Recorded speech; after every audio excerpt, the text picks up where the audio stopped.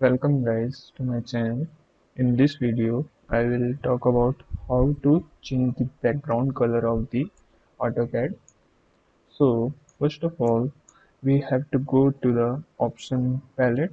So for the option, we type OP in the option shortcuts, and after going to the option menu, we'll go to the drafting, which is already selected, and there we will go to the colors, and from there we select the uniform background, and here right now it is black already there, so we select the black to white as per your choice.